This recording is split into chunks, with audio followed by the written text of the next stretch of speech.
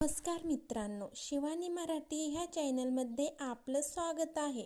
माझी गोष्ट ह्या मालिकेच्या आजच्या भागामध्ये आपण बघणार आहोत की सागर ॲडव्होकेट सबनीसला फोन लावत असतो. सागर त्यांना म्हणतो की मी तुम्हाला एक नंबर पाठवला आहे दुकानदाराचा आणि त्याच्याकडे मुक्ताच्या आईच्या ॲक्सिडेंटचा CCTV फुटेज आहे आणि ते तुमच्याकडे घ्या.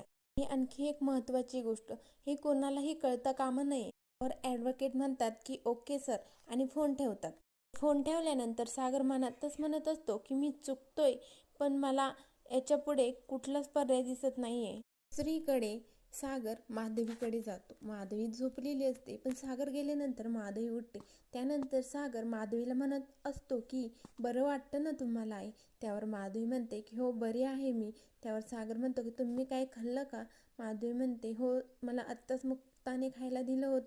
सागर माधवीला म्हणतो की तुम्ही आराम करा, जास्त बोलत जाऊ नका, म्हणजे तुम्हाला देखील बरं वाटेल. तर माधवी म्हणते की मी माझ्या आयुष्यात देखील एवढा आराम केला नाही, तेवढा आराम चालू आहे आता माझा. सागर म्हणतो की आई तुम्हाला काही हवं असेल तर सांगा मला. तर माधवी म्हणते द्याल का तुम्ही? त्यावर सागर म्हणतो की हो, काय हवं आहे? त्यावर माधवी म्हणते की तुमचा हात हवा आहे. त्यानंतर सागर माधवीच्या हातामध्ये हात देतो आणि माधवी म्हणते की तुम्हाला मनापासून थँक्यू म्हणायचं होतं. नंतर सागर माधवीला म्हणतो की आई मी तुम्हाला एक विचारू का? त्यावर माधवी म्हणते की हो विचारा की. सागर म्हणत असतो की आई एखादा माणूस जर चुकला असेल आणि आपल्याला ते माहिती आहे, पण तरी देखील आपल्याला त्याला मदत करावी लागते. एक माणूस म्हणून आपण कशी मदत करावी त्याची, हे सगळं गोंधळून विचारत असतो. आणि माधवी सागरला म्हणत असते की अहो सागरराव, काय झालं आहे? खूप गोंधळले दिसतात मला आणि ती तुमच्या बोलण्यातूनच कळते. त्यावेळेस माधवी म्हणते की एखाद्याचं जर खोटं बोलण्याने भलं होत असेल तर ते खोटं खोटं राहत. नंतर सागर माधवीला म्हणतो की थँक्यू आणि माधवीला म्हणतो की येतो आणि तिथून निघून जातो. इकडे सावनी कार्तिकला सगळा प्लॅन सांगत असते आणि त्यावर कार्तिक वाजवतो आणि म्हणतो की म्हणून तर तू सावनी आहेस आणि तू भन्नाट प्लॅन बनवला आहेस. जे टेरिंग आधीच्या हातात आणि ड्रायव्हिंग तू करणार, जे समोरच्याचं प्यादही जगणार नाही आणि आपला वजीरही मरणार नाही. सावनी म्हणते कार्तिकला हे बघ, मी काय आदित्यला सांगितलं नव्हतं की तू गाडी चालव आणि ॲक्सिडेंट कर? त्याच्याकडनं चुकून घडलं आहे. आता जर चूक झालीच आहे त्याच्याकडून, तर आपल्या आयुष्यातील काही गोष्टी करेक्ट करायला काय हरकत आहे? म्हणते की राजाचा जीव जसा पोपटामध्ये तसाच सागरचा जीव आधीमध्ये आहे आणि तो त्याला वाचवायला कुठल्याही थराला जाऊ शकेल आणि या वेळेला सुद्धा तो जाईलच. मुक्ताच्या आईचा ॲक्सिडेंट आदित्यनेच केला आहे हे सागर सतत मुक्तापासून लपवत राहील. मुक्ताचा खूप विश्वास आहे ना तिच्या सागरवर, आणि आता तिचाच सागर तिचा पुन्हा एकदा विश्वासघात करेल. त्यावर कार्तिक म्हणतो की वाव, कमाल प्लॅनिंग करतेस तू, त्यामुळेच मी तुझा शिष्य देखील बनायला तयार आहे Savani. I love you Savani madam. असं म्हटल्यानंतर सावनी कार्तिककडे बघते. त्यानंतर सावनी म्हणते की आत्तापर्यंत सागरने मला जो काही त्रास दिला आहे ना, मला जे हवं होतं ना ते माझ्याकडनं करून घेतलं आणि यापुढे नाही, आता माझी वेळ येईल. आता आदित्यच माझी तलवार आणि ढालही आहे. मी आदित्यलाच पुढे करून सागरवर वारही करणार आहे आणि माझा बचाव देखील करणार आहे. म्हणतो की सावनी हे सगळं ठीक आहे, पण जरा सांभाळ. मुक्ता आणि सागर हात धुवून जर मागे लागले ना, ते एखाद्याला सहजासहजी सोडत नाही आणि ते सत्य शोधूनच राहतील. त्यामुळे तू काळजी घे. त्यावर सावनी म्हणते की त्याची काळजी तू नको करू. म्हणते की हा प्लॅन सक्सेसफुल पण होणार आणि आपण जिंकणार सुद्धा. ची वेळ भरली आहे आता माझी वेळ सुरू झाली आहे. इकडे इंद्रा सागरला बोलत असते आणि म्हणत असते की तुझ्या बायकोला देखील सांग गप्प बसायला. आणि ती तर काय म्हणते, कार्तिकने माझ्यावर जबरदस्ती केली, तुझ्या आईचा ॲक्सिडेंट केला. आता सागऱ्या, मला हिला बघितलं तरी ना, तरी देखील माझं डोकं फिरतं आणि आता पाणी डोक्यावरून देखील जायला लागलं. हे बघ सागऱ्या, एकतर घरात ही राहील किंवा मी राहील. तर बापू इंद्रा म्हणतात की इंद्रा, तुला कळतं तरी का तू काय बोलतेस ते? त्यावर इंद्रा म्हणते की हो कळतंय मला. मी बापूला म्हणते की अहो ही सगळ्यांवर आरोप घेते आणि आता माझा नंबर कधी लागेल काही सांगता येत नाही. त्याआधी मीच घर सोडून जाते. हे म्हणजे हिला रान मोकळं. आणि मुक्ताला म्हणते काय बरोबर बोलते ना मी. मुक्ता सागरकडे बघत असते, सागर देखील मुक्ताकडे बघत असतो आणि ते दोघेही काहीच बोलत नसतात.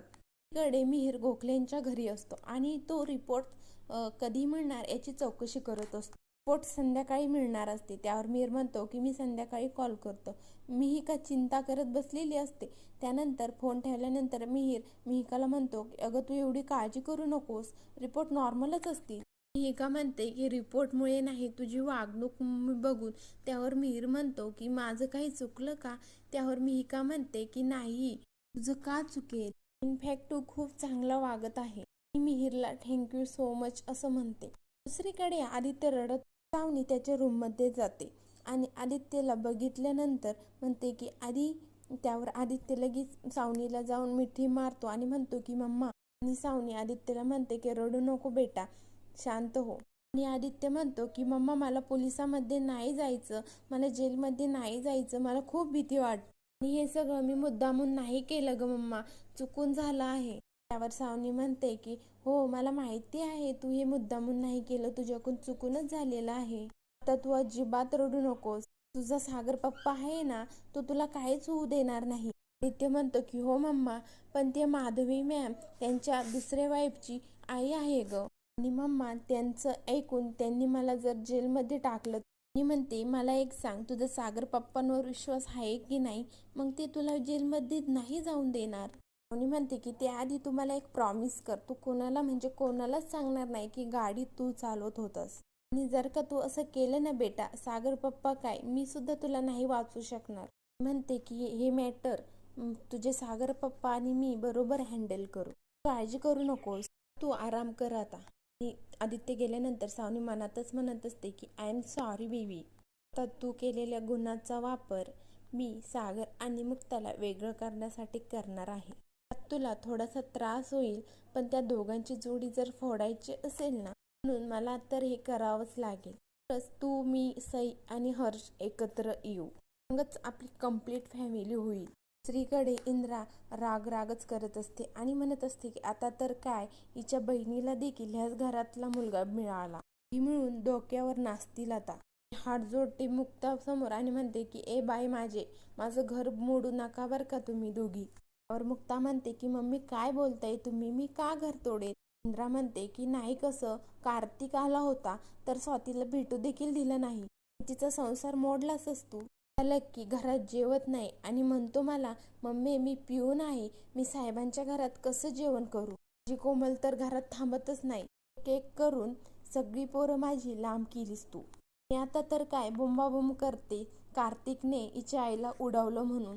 तर आता हिची भीतीच वाटायला लागली आहे, त्याच्यावर देखील खोटा आरोप घेऊन मला जेलमध्ये टाकेल, पेक्षा मी इथून निघूनच जाते. त्यावर सागर इंद्रावर ओरडतो आणि म्हणतो काही तुला सांगितलं ना, माझी चूक आहे, मीच सांगितलं होतं त्यांना तसं.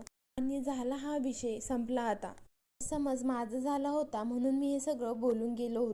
त्यानंतर सागर इंद्राजवळ जातो आणि म्हणतो की आई तू घर सोडून जाण्याविषयी बोलू नकोस आता, आणि तुला हवं असेल तर मी स्वातीची देखील माफी मागतो.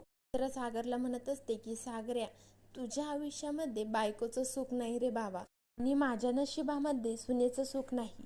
तू काळजी करू नकोस, मी माझी बॅग भरून ठेवली आहे आणि जर का मला कुणी काही बोललं तर मी लगेच बॅग घेऊन तुझ्या मामाकडे निघून जाईल, मग बस तू तुझ्या बायकोला घेऊन घरामध्ये. आणि इंद्रा तिथून निघून जाते. त्यानंतर सागर मनातच म्हणत असतो की प्रत्येक वेळेस मुक्ताला माझ्यामुळे ऐकून घ्यावं लागतं, मी त्या माझ्यामुळेच अडचणीमध्ये येतात. भागात आपण बघणार आहोत की सागरला मुक्ता विचारते की कोणाचा फोन होता. त्यावर सागर म्हणतो की मिहीरचा फोन. त्यानंतर सागर फ्रेश व्हायला निघून जातो, त्याचा फोन तिथेच असतो. पण आणि मुक्ताचं लक्ष त्या फोनकडे जातं, तिथे सावनीचा मेसेज पडलेला असतो आणि मुक्ता म्हणते की म्हणजे तो फोन सावनीचा होता. सागर आल्यानंतर मुक्ता सागरला म्हणते की सागर, मी तुम्हाला डायरेक्टच विचारते, तुम्ही माझ्याशी खोटं का बोललात, तो सावनीचा फोन होता ना, मग तुम्ही मिहीर असं का म्हणाला. मुक्ताच्या ह्या प्रश्नांवर सागर काय उत्तर देणार बघूयात पुढील भागामध्ये. पुढील भागाच्या डेली अपडेट पाहण्यासाठी शिवानी मराठी चॅनलला सबस्क्राईब करा, लाईक करा. धन्यवाद.